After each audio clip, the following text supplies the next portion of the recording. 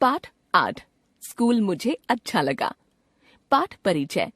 पाठ का यह अंश तोत्तो-चान नामक जापानी भाषा में लिखी पुस्तक से उद्धृत है। इसका अनुवाद पूर्वा याज्ञेक कुशवाहा ने किया है।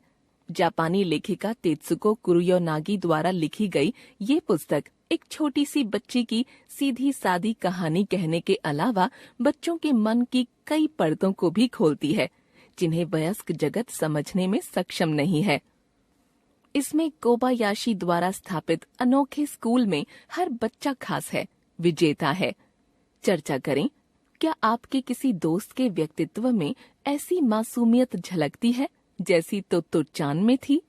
चर्चा करें। जीवन मूल्य।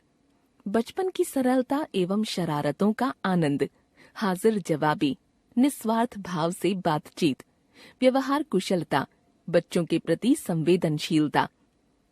क्षण भर बाद ही तोत्तो-चान खुशी से चिल्लाई और रेलगाड़ी के डिब्बे की ओर भागी। भागते भागते मुड़कर माँ से कहा, आओ जल्दी करो, बिना हिले डुले खड़ी इस गाड़ी में हम झट से चढ़ जाते हैं। माँ चौंकी और उसके पीछे दौड़ी। माँ भी कभी बास्केटबॉल की खिलाड़ी रह चुकी थी, इसलिए वे तोत्तो-चान से भी तेज भागीं। ठीक डिब्बे के दरवाजे के बाहर उन्होंने तोत्तो-चान की फ्रॉक का सिरा पकड़ लिया। तुम अभी अंदर नहीं जा सकती, माँ ने उसे रोकते हुए कहा। ये कक्षाएं हैं और तुम तो स्कूल में दाखिल तक नहीं हुई हो। अगर सचमुच इस ट्रेन में चढ़ना चाहती हो तो तुम्हें हेडमास्टर जी के सामने कायदे से पेश आना होगा। अब हम उनसे मिलने जाएंगे।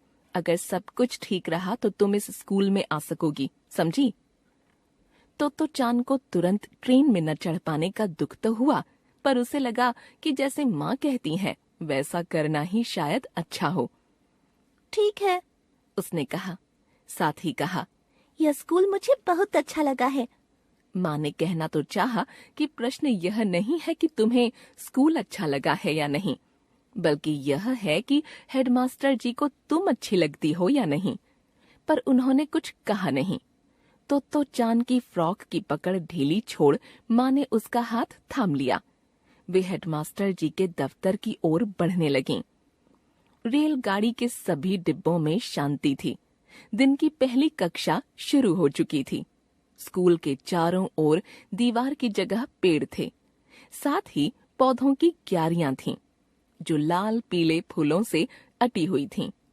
हेडमास्टर जी का दफ्तर रेलगाड़ी के डिब्बे में नहीं था। वह दाहिने हाथ की ओर एक मंजिला भवन में था। वहां पहुंचने के लिए 7 अर्ध गोलाकार पत्थर की सीढ़ियां चढ़नी होती थीं। तोत्तो-चान माँ से अपना हाथ छुड़ाकर दौड़ती हुई सीढ़ियां चढ़ने लगी। अचानक वह रुकी और मुड़ी, इतनी अचानक कि माँ उससे टकराते टकराते बची। क्या हुआ? माँ ने पूछा। उनके मन में भय था कि कहीं तोत्तो-चान ने स्कूल के बारे में अपना विचार न बदल लिया हो। सबसे ऊपरी सीढ़ी पर खड़ी तोत्तो-चान गंभीरता से फुसफुसाई, जिनसे हम मिलने जा रहे हैं वे जरूर स्टेशन मास्टर होंगे। माँ धीरज वाली थीं, साथ ही उन्हें मजाक करना भी आता था। वे झुकीं, अपना चेहरा तोत्तो-चान के चेहरे के पास ले गईं और फुसफुसाईं। क्यों? तोत्तो-चान ने धीरे से कहा, तुमने कहा था ना कि वे हेडमास्टर हैं, पर अगर वे इन सारे रेलगाड़ी के डिब्बों के मालिक हैं तो वे स्टेशन मास्टर हुए ना। माँ को मानना पड़ रहा था कि रेलगाड़ी के डिब्बों में स्कूल चलाना कुछ अनूठी बात थी, पर फिलहाल समझाने का समय नहीं था। माँ ने सिर्फ इतना ही कहा, तुम उनसे ही क्यों नहीं पूछ लेती? पर तुम अपने डैडी के बारे में क्या सोचती हो? वे वायलिन बजाते हैं और उनके पास ढेरों वायलिन हैं, पर इससे अपना घर वायलिन की दुकान तो नहीं बन जाता? हाँ, दुकान तो नहीं बन जाता, अपना घर। तोत्तो-चान ने माँ का हाथ थामते हुए सहमति जताई। जब माँ और तोत्तो-चान दफ्तर में घुसीं, तो कुर्सी पर बैठे सज्जन उठ खड़े हुए। उनके सिर पर बाल कम हो चले थे, कुछ दांत भी गायब थे, पर चेहरा उनका स्वस्थ लगता था। बहुत लंबे नहीं थे वे सज्जन, पर उनके कंधों एवं बाहों में मजबूती लगती थी। उन्होंने काले रंग का घिसा पुराना सा 3 पीस सूट पहन रखा था। जल्दी से झुककर तोत्तो-चान ने नमस्ते की और तब उत्साह से पूछा, आप स्कूल मास्टर हैं या स्टेशन मास्टर? माँ अकुलाईं, पर इसके पहले कि वे कुछ सफाई देतीं, सज्जन हंस पड़े और बोले, मैं इस स्कूल का हेडमास्टर हूँ। तो चांद की खुशी का ठिकाना न रहा। मुझे बड़ी खुशी हुई, उसने कहा, क्योंकि अब मैं आपसे कुछ मांगना चाहती हूँ। मैं आपके स्कूल में पढ़ना चाहती हूँ। हेडमास्टर जी ने तो चांद को कुर्सी पर बैठने को कहा। फिर उसकी माँ की ओर मुड़कर वे बोले, आप घर जा सकती हैं। मैं तो चांद से बात करना चाहता हूँ। तो चांद को थोड़ी सी उलझन हुई, पर उसने सोचा तो उसे लगा कि सामने बैठे सज्जन से बात करना उसे बुरा नहीं लग रहा था। तो मैं इसे आपके पास छोड़े जा रही हूँ, माँ ने भी बड़ी बहादुरी के साथ कहा और दफ्तर से निकलकर दरवाजा बंद कर दिया। हेडमास्टर जी ने एक कुर्सी खींची और तो चांद की कुर्सी के सामने रखी। जब दोनों आमने सामने बैठे तो उन्होंने कहा, अब तुम मुझे अपने बारे में सब कुछ बताओ, कुछ भी जो तुम बताना चाहो बताओ। जो मुझे अच्छा लगे वह बताऊं?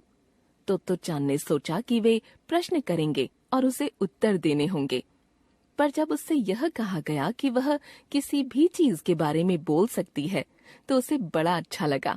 वह तुरंत बोलने लगी। उसने जो कुछ कहा वह था तो काफी गड्ड-मड्ड, पर अपनी पूरी ताकत से बोलती गई। उसने हेडमास्टर जी को बताया कि जिस ट्रेन पर चढ़कर वे आए थे वह कितनी तेज चली थी। उसने बताया कि उसने टिकट बाबू से कहा था कि वे उससे टिकट न लें, पर उन्होंने उसकी बात नहीं मानी। उसने बताया कि उसके दूसरे स्कूल की शिक्षिका कितनी सुंदर है, अबाबील का घोंसला कैसा है, उसका भूरा कुत्ता रॉकी कैसे कैसे करिश्मे दिखा सकता है।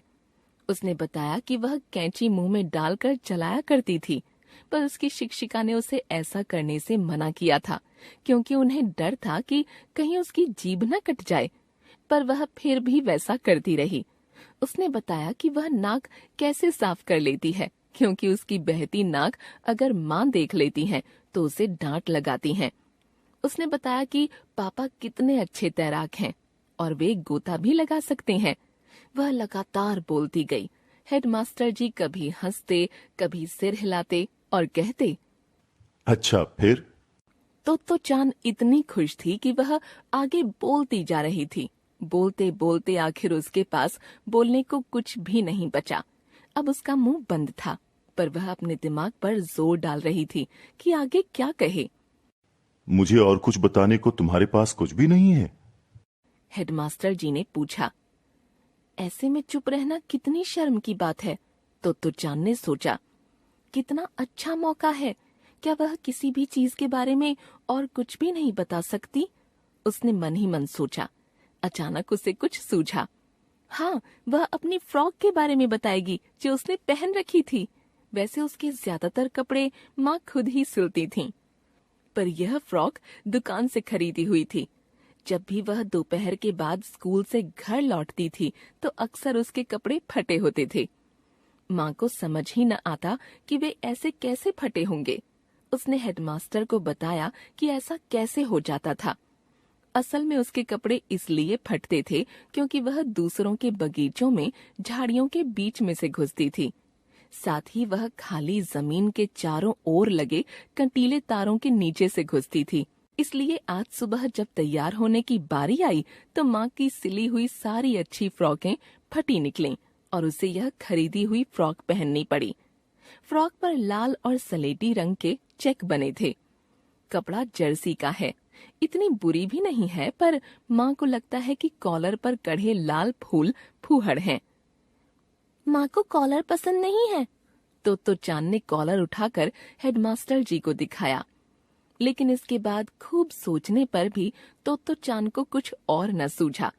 उसे इस बात से कुछ दुख हुआ, लेकिन तभी हेडमास्टर जी उठ खड़े हुए।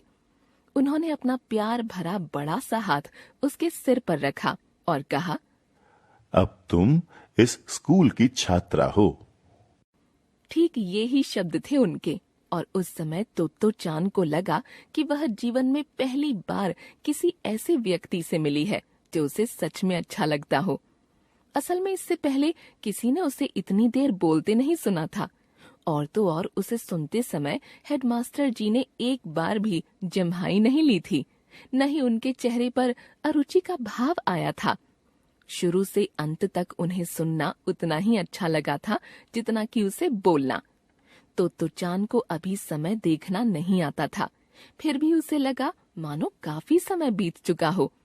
अगर उसे समय देखना आता होता तो उसे जरूर और भी ज्यादा आश्चर्य होता और शायद तब वह हेडमास्टर जी के प्रति कहीं अधिक कृतज्ञ होती, क्योंकि माँ और तो चांद सुबह 8 बजे स्कूल पहुंची थीं और जब वह बोलना बंद कर चुकी और हेडमास्टर जी ने उसे बताया कि अब वह इस स्कूल की छात्रा है, तब उन्होंने अपनी जेब से घड़ी निकाली और कहा, अरे, खाना खाने का समय हो गया।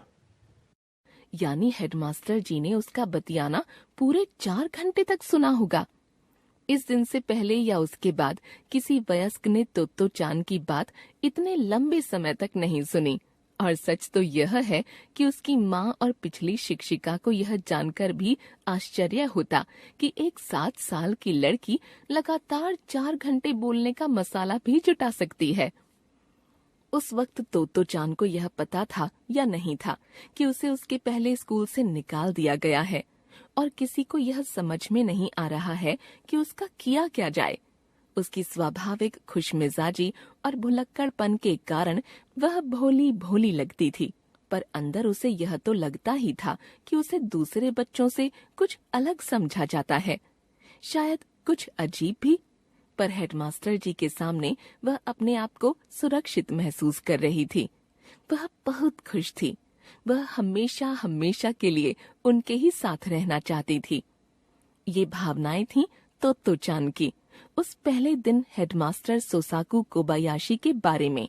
सौभाग्य से हेडमास्टर जी की भावनाएं भी उसके प्रति ठीक वैसी ही थीं।